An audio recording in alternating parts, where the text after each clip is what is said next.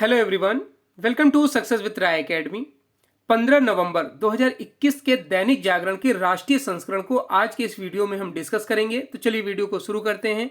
सबसे पहली हेडिंग है कि धरती बचाने को आगे आई दुनिया, भारत की धमक बढ़ी।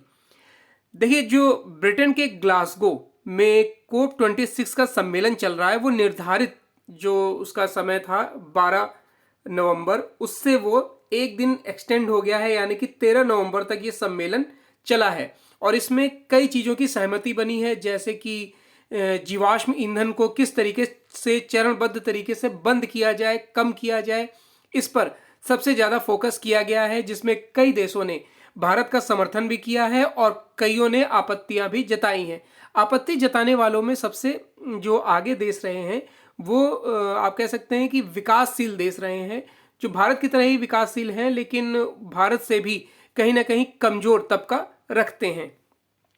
तो जो ग्लासगो में चल रहा है COP26 शिखर सम्मेलन में जलवायु परिवर्तन के खतरों को कम करने के लिए किया जाने वाला समझौता बीच में ही अटका दिख रहा है। ग्लासगो क्लाइमेट पैक्ट यानी कि ग्रीन हाउस गैस के लिए सबसे बड़े जिम्मेदार जीवाश्म ईंधन और कोयले के इस्तेमाल को कम करने की स्पष्ट योजना बनाने वाला ये पहला जलवायु सम्मेलन है, ऐसा हम बोल सकते हैं। जैसा कि इस जो सम्मेलन हुआ है उसमें जो इसकी जो फंडिंग निर्धारित करी गई थी $100 अरब प्रति वर्ष, वो लगभग पर्याप्त नहीं है।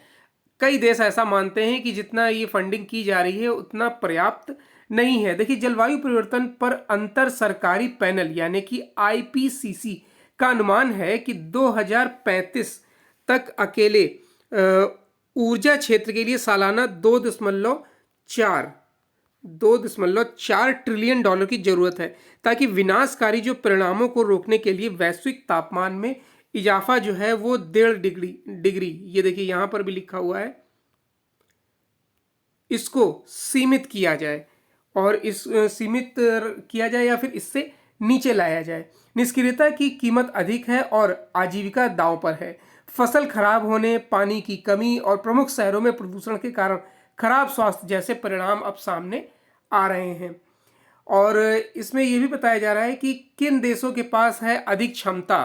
तो अगर ऑस्ट्रेलिया जैसे धनी राष्ट्र भी ऐसे मुद्दे से प्रभावित होते हैं, लेकिन उनके पास अक्सर विकासशील देशों की तुलना में तैयारी और प्रक्रिया अपनाने की अधिक क्षमता होती है। पेरिस समझौते के तहत ऑस्ट्रेलिया की जलवायु वित्त के लिए वर्तमान संकल्प 2025 तक $30 करोड़ प्रति वर्ष है। अगर हम बात करें कि कौन इसका वैश्विक नेता बना हुआ है, तो यूरोपीय संघ यानी EU जलवायु कार्रवाई में वैश्विक नेता बना हुआ है और पूरी तरह से पेरिस समझौते के लक्ष्यों के अनुरूप प्रतिबद्धताओं का वादा करता है। COP26 में पेरिस समझौते के अनुच्छेद 6 यानी कि आर्टिकल 6 के प्रभावी होने की संभावना है और यह व्यवहार में कैसे काम करेगा इस पर अधिक विवरण प्रस्तुत करेगा। सम्मेलन में एक अन्य विषय पर गहन बातचीत हुई है। जलवायु परिवर्तन कार्रवाई का तथाकथित तीसरा स्तंभ है मानव प्रेरित जलवायु परिवर्तन के कारण होने वाली हानि और क्षति।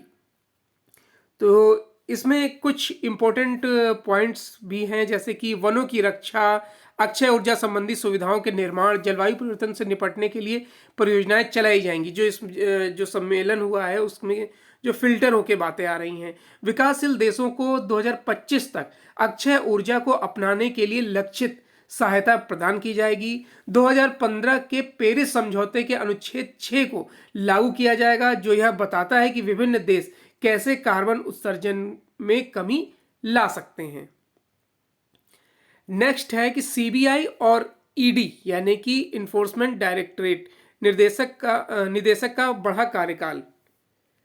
देखिए, CBI जो कि एक स्वतंत्र निकाय नहीं है, उसमें जो अभी तक निदेशक का कार्यकाल होता था वो 2 साल का होता था, लेकिन अब ऐसा कानून बना दिया गया है कि उस कार्यकाल को 1 साल प्लस 1 साल प्लस 1 साल यानी टोटल 5 साल का विस्तार दिया जा सकता है। यानी कि 2 साल के बाद 1 साल का विस्तार दिया जा सकता है, उसके बाद जरूरत हुई तो फिर 1 साल का, और उसके बाद भी जरूरत हुई तो 1 साल का विस्तार इसमें दिया जा सकता है। केंद्र सरकार ने देश के दो प्रमुख जांच एजेंसियों, केंद्रीय जांच ब्यूरो यानी कि सीबीआई और प्रवर्तन निदेशालय यानी ईडी के प्रमुखों का कार्यकाल 2 साल से बढ़ाकर अब 5 साल करने का फैसला किया है। सरकार ने 2 अलग अलग अध्यादेशों के जरिए रविवार को सीबीआई और ईडी के निदेशकों के कार्यकाल की अधिकतम सीमा 5 साल तक कर दी है। शीर्ष जांच एजेंसियों के दुरुपयोग का लगातार आरोप लगा रहे विपक्षी दलों ने सरकार के इस कदम पर सवाल उठाकर संसद के शीतकालीन सत्र के दौरान इस मुद्दे को जोर शोर से बढ़ाने की मांग की है। देखिए, जो केंद्रीय अन्वेषण ब्यूरो यानी कि सेंट्रल ब्यूरो ऑफ इन्वेस्टिगेशन, जिसे हम सीबीआई कहते हैं, भारत सरकार की एक प्रमुख जांच एजेंसी है। यह आपराधिक एवं राष्ट्रीय सुरक्षा से जुड़े विभिन्न प्रकार के मामलों की जांच करने के लिए लगाई जाती है। यह कार्मिक एवं प्रशिक्षण विभाग के अधीन कार्य करता है। भारत के लिए सीबीआई ही इंटरपोल की आधिकारिक इकाई है। केंद्रीय जांच ब्यूरो के वर्तमान निदेशक ऋषि कुमार शुक्ला हैं। केंद्रीय अन्वेषण ब्यूरो के संस्थापक एवं प्रथम निदेशक डीपी कोहली थे। जरूर याद रखिएगा, मोस्ट इंपॉर्टेंट पॉइंट है एसएससी के एग्जाम के लिए, कि जो पहले आप कह सकते हैं प्रथम निदेशक थे वो थे डीपी कोहली, जिन्होंने 1 अप्रैल 1963 से कार्यभार अपना संभाला था और 31 मई 1968 तक कार्यभार इन्होंने संभाला था, यानी कि इस पद पर रहे थे। अगर हम ये बात करें कि सीबीआई का गठन कब हुआ था, तो सीबीआई का गठन हुआ था 1 अप्रैल 1963 को ही, जब डीपी कोहली पहले निदेशक बने थे। ये पॉइंट जरूर याद रखिएगा। अब हम बात कर लेते हैं प्रवर्तन निदेशालय की। देखिए, प्रवर्तन निदेशालय यानी कि भारत सरकार के वित्त मंत्रालय के राजस्व विभाग के अधीन एक विशेष वित्तीय जांच एजेंसी है, जिसका मुख्यालय नई दिल्ली में है। 5 क्षेत्रीय कार्यालय मुंबई, चेन्नई, चंडीगढ़, कोलकाता तथा दिल्ली है। इनके विशेष निदेशक प्रवर्तन प्रमुख हैं। नेक्स्ट न्यूज पर आते हैं कि अमेरिकी आपत्ति दरकिनार कर रूस ने भारत को शुरू की S-400 की आपूर्ति। तो भारत ने रूस को S-400 वायु रक्षा प्रणाली की आपूर्ति शुरू कर दी है। भारत ने अक्टूबर 2018 में अमेरिका की आपत्ति के बावजूद रूस से 35,000 करोड़ रुपए की लागत से 5 प्रणालियां खरीदने का समझौता किया था।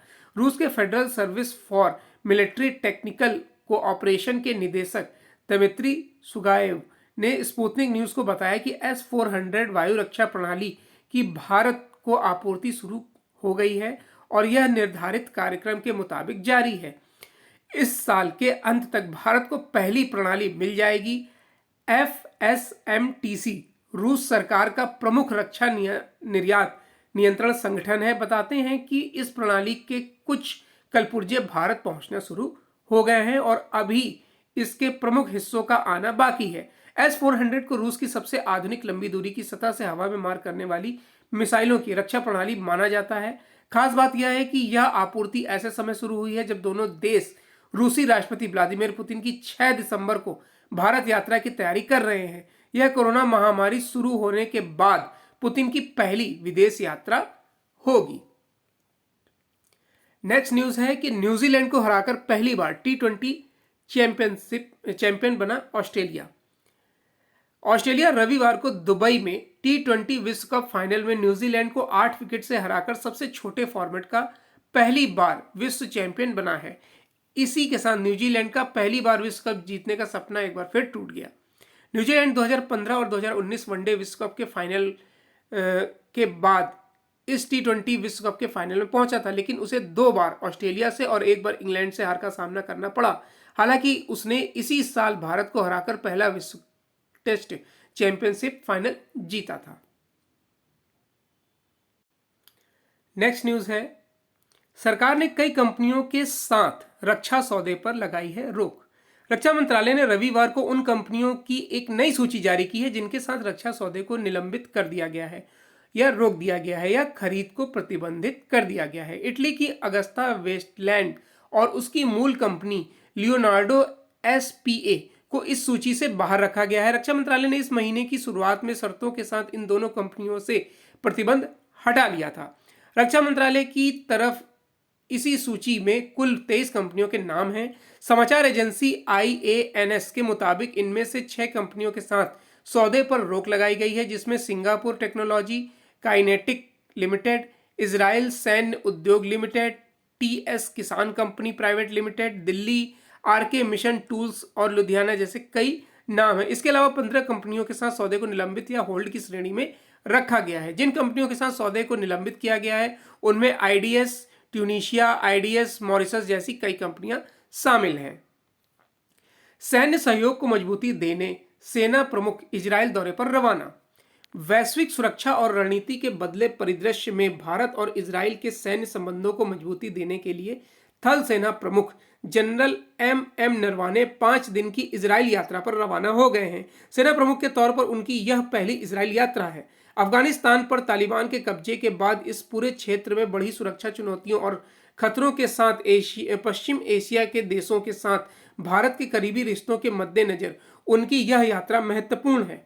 रक्षा मंत्रालय के अनुसार 15 से 19 नवंबर तक अपनी इस यात्रा में जनरल नरवाने इजराइल के वरिष्ठ सैन्य और असैन्य अधिकारियों से मुलाकात करेंगे। इस दौरान वह भारत इजराइल रक्षा संबंधों को अधिक प्रगाढ़ करने के तौर तरीकों पर चर्चा करेंगे। जनरल नरवाने इजराइल की सेनाओं के प्रमुखों के साथ अलग अलग मुलाकात और चर्चा भी करेंगे। साथ ही इजराइल थल सेना प्रमुख का दौरा करेंगे। भारत और इजराइल कूटनीति ही नहीं बल्कि सैन्य सहयोग के लिहाज से भी करीबी साझेदार है। पिछले महीने की विदेश मंत्री S जयशंकर ने इजराइल की यात्रा कर रिश्तों को नए पायदान पर ले जाने के लिए अहम चर्चा की थी।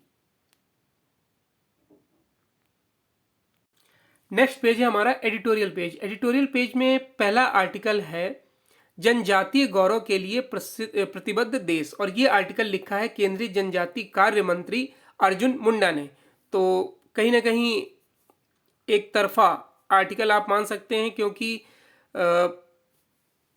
केंद्र सरकार में मंत्री हैं ये।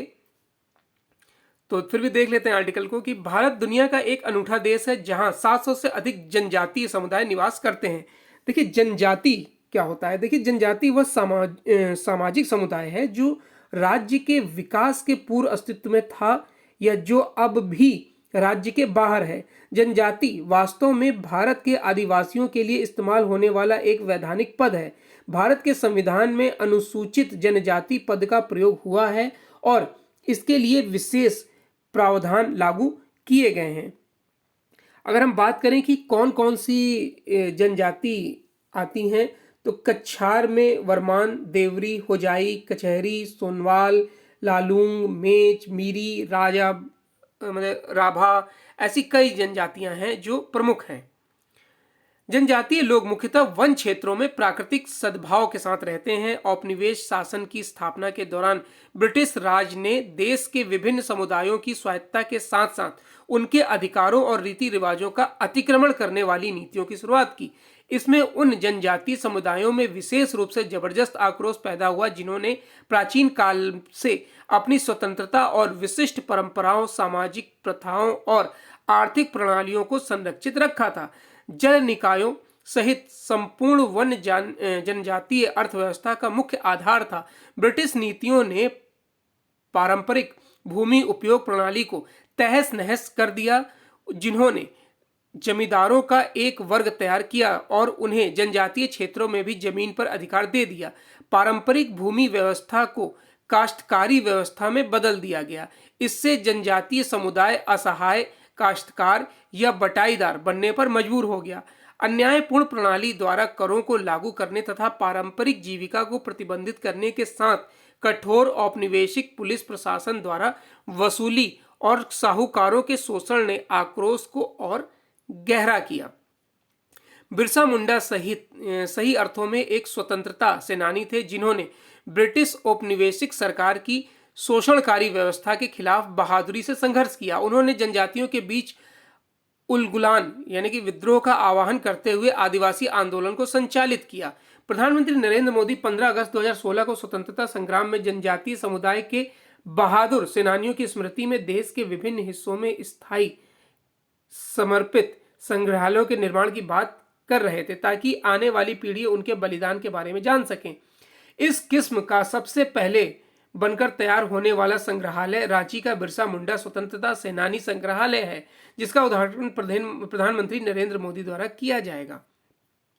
हमारे आदिवासी माताओं बहनों ने भी साहस भरे आंदोलन का नेतृत्व किया।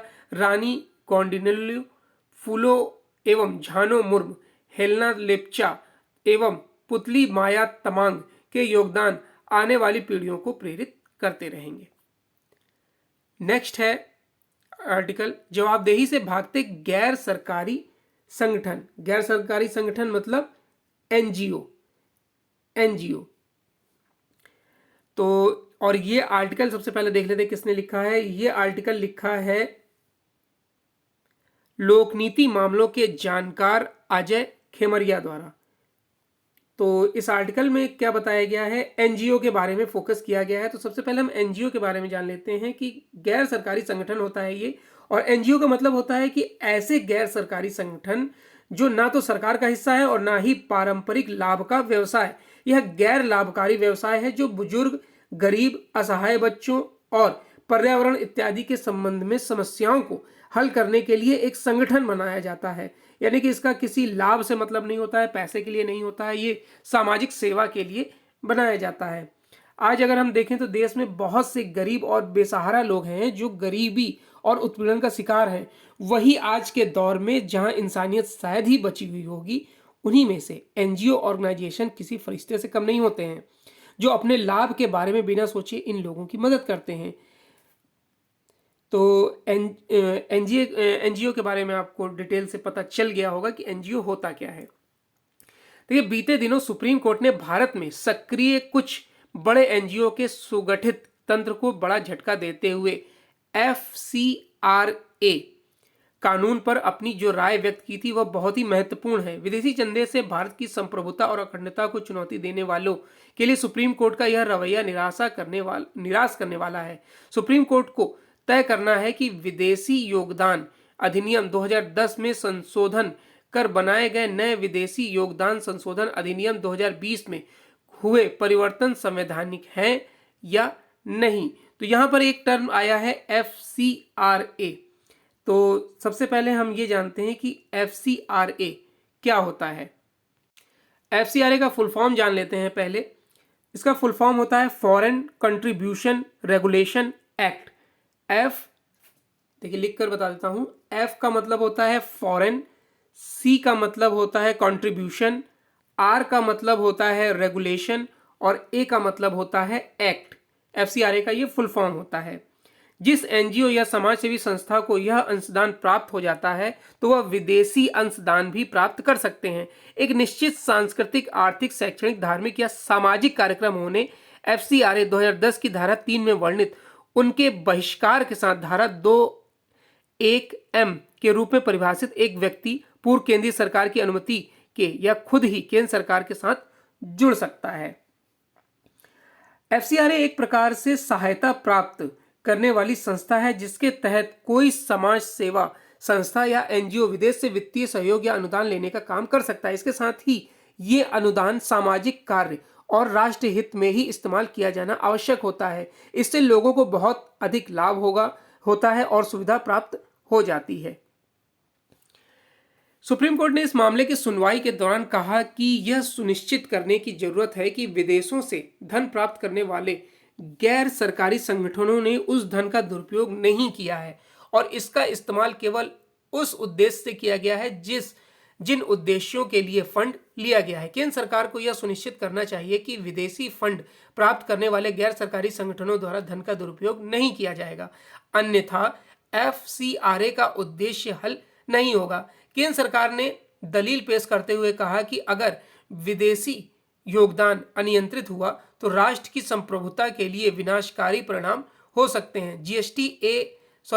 Justice AM Khanwilkar, justice Dinesh Maheshwari और जस्टिस सीटी रवि कुमार की बेंच ने मामले में सुनवाई पूरी कर फैसला सुरक्षित रखा है। संशोधित कानून के तहत सभी गैर सरकारी संगठनों के विदेशी चंदा प्राप्त करने और खर्च को सख्ती से विनियमित कर दिया गया है। सभी सरकार के समक्ष ऐसे तमाम प्रकरण सामने आए हैं जिनमें विदेश से प्राप्त धन का प्रयोग सरकार और विकास परियोजनाओं के विरुद्ध लोगों को भड़काने के लिए किया गया है। 2010 से 2019 की अवधि में विदेशी चंदे की वार्षिक आमद दोगुनी हुई है। खास बात यह है कि 2016-17 और 2018-19 में 58,000 करोड़ रुपए विदेश से भारतीय एनजीओ के खाते में आए हैं। देश में करीब 22,500 ऐसे संगठन हैं जो इस धनराशि को अपने कार्यक्रमों के नाम पर अमेरिकी, चीन, जापान, यूरोप से लेकर इस्लामिक देशों से प्राप्त करते हैं। आईबी की एक रिपोर्ट के अनुसार परमाणु बिजली घर, कोयला बिजली घर, यूरेनियम खदान, जीएम तकनीक, पनबिजली परियोजना के मामलों में पहले अध्ययन के नाम पर मिथ्या रिपोर्ट प्रचारित की जाती थी, फिर उन्हें सुप्रीम कोर्ट, हाई कोर्ट में जनहित याचिकाओं के रूप में प्रस्तुत किया जाता था। एनजीओ आधारित कानूनी अड़चनों और धरना प्रदर्शन के चलते भारत को हर साल 3% जीडीपी का घाटा उठाना पड़ता है। मोदी सरकार ने 2014 से इन संस्थानों की संदिग्ध गतिविधियों के चलते अभी तक 2,673 एनजीओ के एफसीआरए लाइसेंस रद्द किए हैं। नेक्स्ट आर्टिकल है नक्सलियों का सफाया। देखिए, जो अभी एक घटना हुई है, मणिपुर में भी घटना हुई है, वहां उग्रवादियों द्वारा सीओ की हत्या की गई है। वैसे ही महाराष्ट्र के गढ़चिरौली जिले में 50 लाख के इनामी मिलिंद तेलतुंबड़े समेत 26 नक्सलियों को मार गिराने में जो सफलता हासिल हुई है उसको लेकर है यह आर्टिकल, जो हमारे एग्जाम के पॉइंट ऑफ व्यू से इंपॉर्टेंट नहीं है। नेक्स्ट पेज पर आते हैं।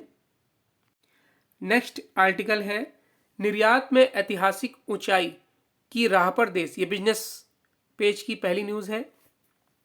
वाणिज्य और उद्योग मंत्री पीयूष गोयल ने कहा है कि अर्थव्यवस्था के साथ क्षेत्रों में उछाल देखा जा रहा है और देश वस्तुओं और सेवाओं के निर्यात के मामले में ऐतिहासिक ऊंचाई की ओर अग्रसर है। उन्होंने कहा कि भारत मार्च में खत्म होने वाले वित्त वर्ष के 400 अरब डॉलर के वस्तुओं के निर्यात के लक्ष्य को हासिल कर लेगा।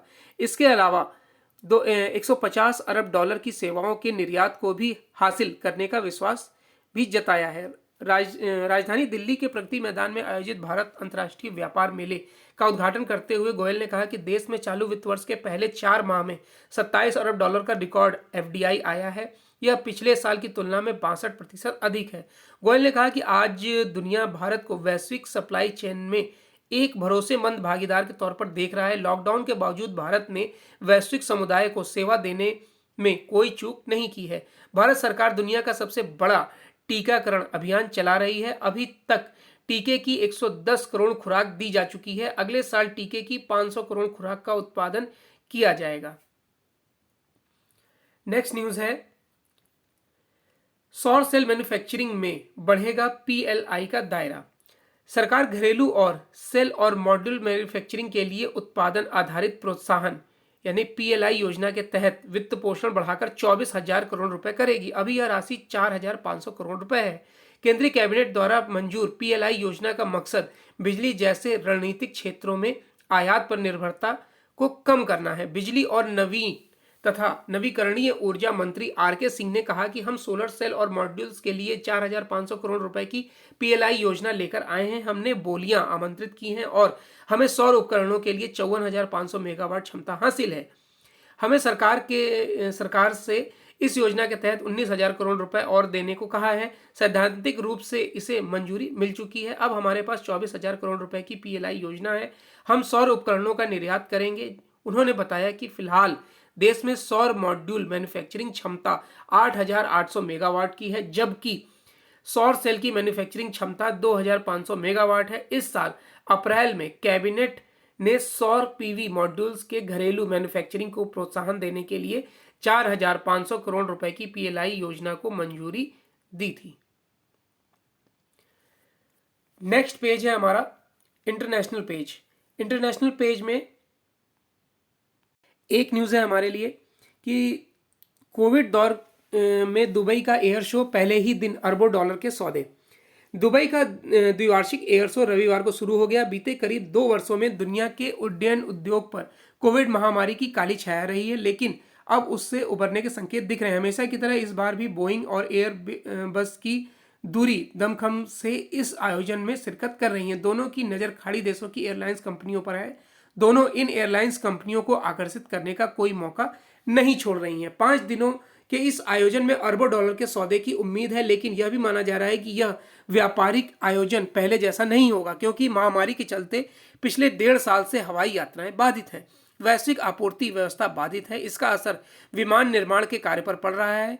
बावजूद इसके एयरबस ने इंडिगो पार्टनर्स के साथ 255 नए विमानों का सौदा होने की घोषणा की, लेकिन इस सौदे का मूल्य या अन्य कोई विवरण सार्वजनिक करने से इनकार कर दिया गया है। इसके अतिरिक्त बजट सेवा देने वाली कंपनी विच एयर के 102 विमान खरीदने, यूएस फ्रंटियर के 91, मैक्सिको के वायरलेस के 39 और दक्षिण अमेरिका की जेट स्मार्ट कंपनी के 23 विमान खरीदने के लिए एयरबस से समझौता होने की सूचना है। ज़्यादातर समझौते A321 नियो और A321 XLR विमानों की खरीद के लिए हुआ है। नेक्स्ट न्यूज़ है स्पोर्ट्स पेज से, जो कि आपको पता होगा कि ऑस्ट्रेलिया ने विश्व कप T20 विश्व कप 2020 जो 21 में हुआ है उसको जीत लिया है। और यहाँ लिस्ट दी गई है कि इससे पहले किसने किसने जीता था। तो आप देख सकते हैं 2007 में जो पहला विश्व कप हुआ था वो भारत ने जीता था पाकिस्तान को हराकर। दूसरा विश्व कप जो 2009 में हुआ था वो श्रीलंका से जीता था पाकिस्तान ने। तीसरा 2010 में हुआ था जो इंग्लैंड ने ऑस्ट्रेलिया को हराकर जीता था। 2012 में वेस्ट इंडीज ने श्रीलंका को हराकर, 2014 में श्रीलंका ने भारत को हराकर, 2016 में वेस्ट इंडीज ने इंग्लैंड को हराकर और 2021 ऑस्ट्रेलिया ने न्यूजीलैंड को हराकर जीता है। तो ये आज का यानी 15 नवंबर 2021 का दैनिक जागरण का राष्ट्रीय संस्करण था। आई होप आपको वीडियो अच्छा लगा होगा। अगर वीडियो अच्छा लगा हो तो लाइक और शेयर कर दीजिएगा। वीडियो देखने के लिए धन्यवाद।